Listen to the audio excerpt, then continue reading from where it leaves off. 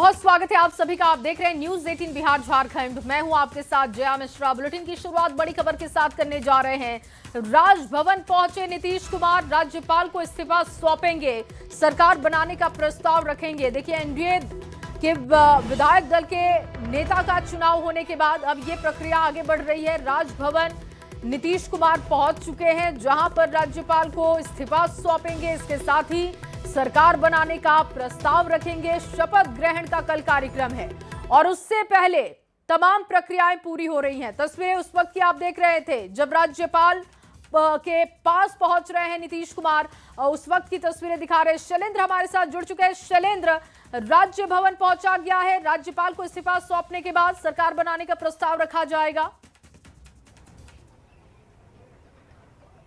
और देखिए, काफ़ी मजबूती से राजभवन तमाम जो एनडीए घटक दल के नेता हैं वो पहुंचे हैं और सभी बड़े चेहरे इस वक्त राजभवन में हैं और राज्यपाल से इनकी मुलाकात हो रही है, जहां पर सरकार बनाने का जो समर्थन पत्र है सभी सहयोगी दल मुख्यमंत्री नीतीश कुमार के साथ लेकर के पहुंचे हैं। और थोड़ी ही देर में यहां पर मुख्यमंत्री नीतीश कुमार बाहर निकलेंगे। और देखिए, देश भर के पत्रकारों का यहाँ पर जमावड़ा जो इस बड़े इवेंट को कवर करने के लिए एक तरीके से आए हैं, जो मुख्यमंत्री 10वीं बार एक यहाँ पर राजभवन जा रहे हैं और कल शपथ ग्रहण समारोह में शामिल होंगे। तो एक बिहार के लिए आज एक बड़ा दिन है, जब आज तमाम जो एनडीए घटक दल के सभी बड़े चेहरे हैं, चिराग पासवान हो, धर्मेंद्र प्रधान हो, नीतीश कुमार हो, उपेंद्र कुशवाहा हो, तमाम लोग इस वक्त राजभवन में मौजूद हैं और राज्यपाल से इस वक्त उनकी मुलाकात चल रही है। और सरकार बनाने के लिए जो दावा पेश किया जाता है वो इस वक्त किया जा रहा है। और कल के शपथ ग्रहण समारोह को लेकर के भी चर्चा हो गई, क्योंकि कल प्रधानमंत्री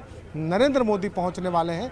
सुबह 11 बजे के करीब उनके पहुंचने का समय है जब प्रधानमंत्री यहां पर पहुंचेंगे। और उसके पहले की जो औपचारिकताएं होती हैं वो इस वक्त पूरी की जा रही है राजभवन में। तमाम जो घटक दल के सदस्य हैं वो यहां पर पहुंच चुके हैं।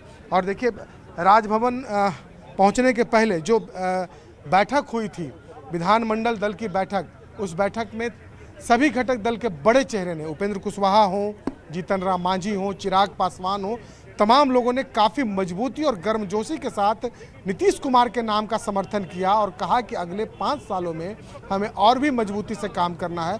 नीतीश कुमार ने भी साफ तौर पर कहा कि बिहार में जो एनडीए की सरकार में जितना काम हुआ उसके पहले कभी बिहार में इतना काम नहीं हुआ था और अगले 5 सालों में और भी मजबूती के साथ डबल इंजन की सरकार को काम करना है। तो काफ़ी एकजुटता दिखाने की कोशिश भी की गई एनडीए की बैठक में, जो कि सेंट्रल हॉल में हुआ था। और उसके बाद वहां से निकल करके तमाम नेता मुख्यमंत्री आवास पर पहुंचे और वहां से फिर एक साथ इस राजभवन में यहां पर पहुंचे हैं नीतीश कुमार, जहां पर जो घटक दल के बड़े नेता हैं वो मौजूद हैं। और यहाँ समर्थन पत्र जो लेकर के जो निकले हैं यहाँ से सभी सहयोगी दल के नेता, वो इस वक्त यहाँ पर हैं।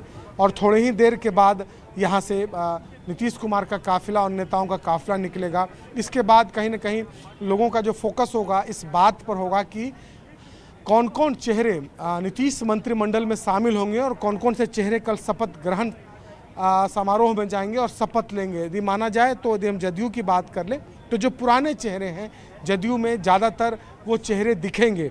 यदि हम बीजेपी की बात करें तो बीजेपी में भी ज़्यादातर पुराने चेहरे जो हैं वो दिखने की गुंजाइश है। कुछ नए चेहरे को भी लाने की चर्चा की जा रही है। बिल्कुल। और शैलेंद्र, जैसा कि आप कह रहे हैं कि अनुभव को प्राथमिकता दी जाएगी, जो पहले से पद संभाल रहा है उसको रिपीट किया जाएगा, इस तरीके के समीकरण रहेंगे। लेकिन युवा चेहरों की बात की जाए तो क्या संभावनाएं हैं? कौन से वो युवा चेहरे हो सकते हैं जो कि हमें कैबिनेट में दिख सकते हैं? बिल्कुल, देखिए, युवा चेहरा और महिला चेहरा की चर्चा लगातार हो रही है। जब से ये मैंडेट, इतना बड़ा मैंडेट मिला, जब सरकार बनाने की बात आई उस समय से ही ये की जा रही थी। और कई चेहरे हैं, हालांकि यदि हम पहले से बात कर लें तो पहले से भी कई युवा चेहरा जो नीतीश कुमार के मंत्रिमंडल में शामिल थे, नीतीश मिश्रा की हम बात कर लें, जीवेश मिश्रा की बात कर लें, नितिन नवीन की बात कर लें, तो कई ऐसे युवा चेहरे थे पहले से भी। और जाहिर सी बात है कि इस बार भी जब युवाओं और महिलाओं की चर्चा इस चुनाव में की गई और कहा गया कि जब महिला और युवाओं ने इतनी बड़ी जीत दिलाई है, तो फिर से जब एक बार अभी इस प्रोसेस के बाद जब राजभवन से तमाम जो घटक दल के नेता हैं जब यहाँ से निकलेंगे, उसके बाद मंत्रिमंडल के चेहरे पर एक बार फाइनल चर्चा होगी, क्योंकि कल शपथ ग्रहण समारोह है और उसके पहले आज ही जिन्हें बिल्कुल। और शैलेंद्र, खबर ये भी है कि अमित शाह भी पटना पहुंचेंगे, तो वो कब तक पहुंचेंगे, किस तरीके की बैठक उनकी हो सकती है नीतीश कुमार के साथ, इसको लेकर कोई अपडेट है क्या अभी तक?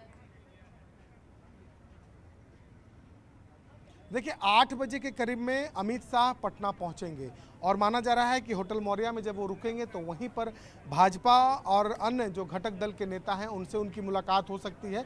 मुख्यमंत्री से उनकी मुलाकात है, ये अभी तक इस बात की जानकारी मीडिया को नहीं दी गई है, लेकिन यह माना जा रहा है कि जब अमित शाह पटना पहुंचेंगे तो पार्टी के नेताओं के साथ तो बातचीत करेंगे ही, क्योंकि कई चेहरे को मंत्रिमंडल में जगह देनी है। और दूसरी ओर ठीक मौर्य होटल के बगल में गांधी मैदान है, वहां भी वो जायजा ले सकते हैं, क्योंकि कल एक बड़ा कार्यक्रम, ऐतिहासिक कार्यक्रम है। कहा जा रहा है कि 2 से 3 लाख लोग वहां पर पहुंचेंगे और प्रधानमंत्री। ठीक है शैलेंद्र, मैं लौटती हूँ। रवि एस नारायण भी हमारे साथ जुड़ चुके हैं। रवि, क्योंकि राज्यपाल के पास नीतीश कुमार पहुंचे हैं, इस्तीफा सौंपेंगे, इसके बाद प्रस्ताव दिया जाएगा कल के शपथ ग्रहण के लिए, किस